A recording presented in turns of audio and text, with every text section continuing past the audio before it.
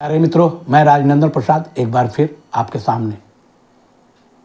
मित्रों, कल शाम से ही ट्रेनिंग सेंटर पर शिक्षकों का पहुंचना जारी है।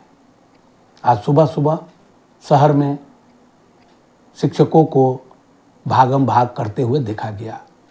वे सब के सब जल्दी से जल्दी अपने ट्रेनिंग सेंटर पहुंचने का प्रयास कर रहे थे। दुख हुआ। दुख इस बात का नहीं कि ट्रेनिंग कराया जा रहा है, ट्रेनिंग अच्छी बात है और शिक्षकों को भी बहुत आनंद आता है ट्रेनिंग करने में, वे भी आनंद उठाते हैं। लेकिन समय प्रतिकूल। हमारे मुसलमान भाइयों का सबसे महान पर्व ईद के मौके पर परिवार से अलग होना शायद उनकी जिंदगी का यह पहला क्षण होगा। आज तक मैंने जिन मित्रों से बात किया उन लोगों ने यही कहा कि आज तक हम लोगों ने कभी ईद में परिवार से बाहर नहीं रहे, परिवार के साथ ईद मनाते रहे। वे लोग ये भी बोल रहे थे कि हम लोगों को ये भी दुख हुआ कि होली के मौके पर भी हिंदुओं को अपने पर्व से दूर ट्रेनिंग सेंटर में समय बिताना पड़ा। अफसोस इस बात का बहुत ज़्यादा है कि इस्लाम से जुड़े हुए जितने भी संगठन हैं, सब के सब माननीय मुख्यमंत्री, शिक्षा मंत्री, शिक्षा विभाग और महामहिम राज्यपाल महोदय को उन लोगों ने पत्र लिखकर इस ट्रेनिंग को 2-4 दिन आगे पीछे करने का अनुरोध किया गया, पर कुछ नहीं हुआ। किसी ने मुंह तक नहीं खोला और किसी ने किसी पत्र का जवाब नहीं दिया। लगता ही नहीं है कि इस राज्य में कोई सरकार है। इमारते सरिया जैसी मजबूत संगठन, कहा जाता है कि पूर्वी भारत का सबसे मजबूत संगठन इमारते सरिया है, वे लोग भी पत्र लिखे, कोई जवाब नहीं, किसी को कोई रियायत नहीं। मानो किसी ने कह दिया कि ट्रेनिंग करना है तो करना है। इस तुगलकी फरमान के आगे सब नतमस्तक हैं। किसी को कुछ समझ में नहीं आ रहा है कि क्या करना चाहिए, क्या होगा। खैर, सब लोग बेबस हैं। चुनाव के वक्त में इतनी हठधर्मिता पहले कभी नहीं देखी गई, अब देखी जा रही है। सरकार के स्तर पर सक्षमता परीक्षा को लेकर भी मंथन चल रहा है कि अब कैसे जो बचे हुए लोग हैं उनका लिया जाए। सक्षमता परीक्षा देने से कोई बचना नहीं चाहता, सभी लोग देना चाहते हैं। लेकिन हर्ष क्या होगा? जो लोग ज्वाइन करेंगे पहले तो त्यागपत्र देंगे, त्यागपत्र देने के बाद ज्वाइन करने जाएंगे तो जो टीआर 1 टीआर 2 में बहाल हुए हैं बीपीएससी से, उनके भी वो जूनियर हो जाएंगे और उनका ज्वाइनिंग कब से माना जाएगा?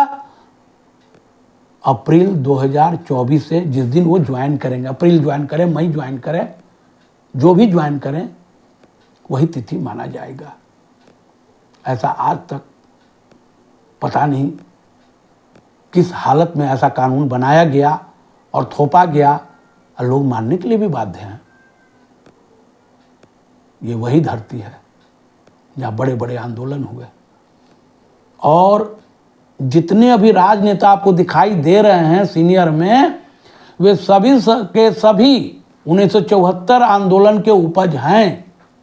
वे सभी आंदोलन से ही निकले हुए लोग हैं और उन्हीं के शासन में शिक्षा विभाग का जो नियमावली है वह कहता है कि अगर आप आंदोलन करेंगे तो बिना वेतन के रहेंगे, संगठन बनाने तक की इजाजत नहीं है।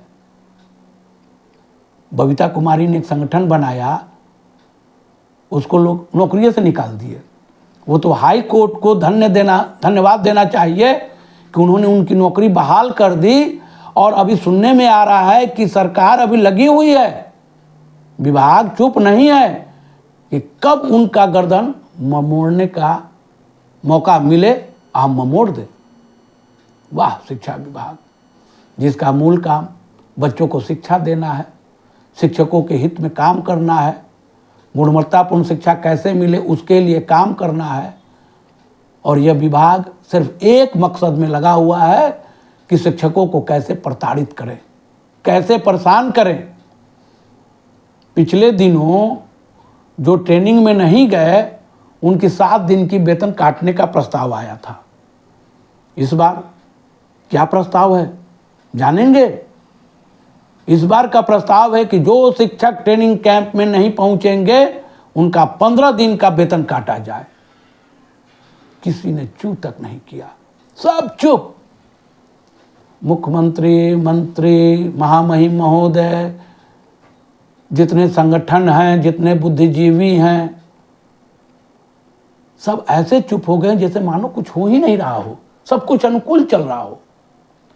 और आश्चर्य तो तब और होता है जब कुछ बच्चे हमारे बगल के राज्यों से भी बहाल हुए हैं, वे लोग कहते हैं और उन लोगों का नाम लेके विभागीय लोग कहते हैं कि उन लोगों की बहाली जब से हुई है बिहार का शिक्षा का स्तर बहुत ऊंचा हो गया। आश्चर्य है।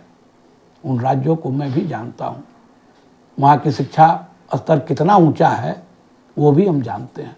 खैर, आज़ादी है बोलने की, बोलते रहिए। दूसरी तरफ सरकार आरटी के माध्यम से, आरटी के तहत जो शिक्षकों को और जो विद्यार्थियों को सुविधाएं मिलनी चाहिए उस पर ध्यान नहीं दे रहा है। वो इस ध्यान में लगा हुआ है कि कैसे हम इनको परेशान करें। उसके लिए ये लोग सुप्रीम कोर्ट के महाधिवक्ताओं से वार्ता भी कर रहे हैं कि कोई रास्ता दिखाइए कि ये जो सक्षमता परीक्षा लोग जो नहीं देंगे और जो बच जाएंगे और उनकी नौकरी भी बच जाएगी, जैसा कि माननीय पटना उच्च न्यायालय ने कहा है, उसको हम कैसे रोकें। खैर, बिहार एक बुद्धिजीवी राज्य है। इस राज्य में एक से एक विद्वान पैदा हुए हैं। संगठन के लोगों से भी निवेदन करूंगा कि संगठन के लोग आप भी सर्वोच्च न्यायालय में अधिवक्ताओं से मिलें, बात करें, इस समस्या का स्थायी हल खोजें, ताकि बिहार में जो वर्तमान समय में जंगल राज का कानून चल रहा है उसे कैसे रोका जा सके, शिक्षकों के हित में कुछ काम हो सके। इसके लिए आप लोग भी अपने स्तर से प्रयास करें। अंत में मैं राजनंदन प्रसाद आपसे निवेदन करूंगा कि मेरे चैनल को ज़्यादा से ज़्यादा सब्सक्राइब करें, देखें और लिखें, मुझे अच्छा लगेगा। धन्यवाद, बहुत बहुत धन्यवाद। जय हिंद।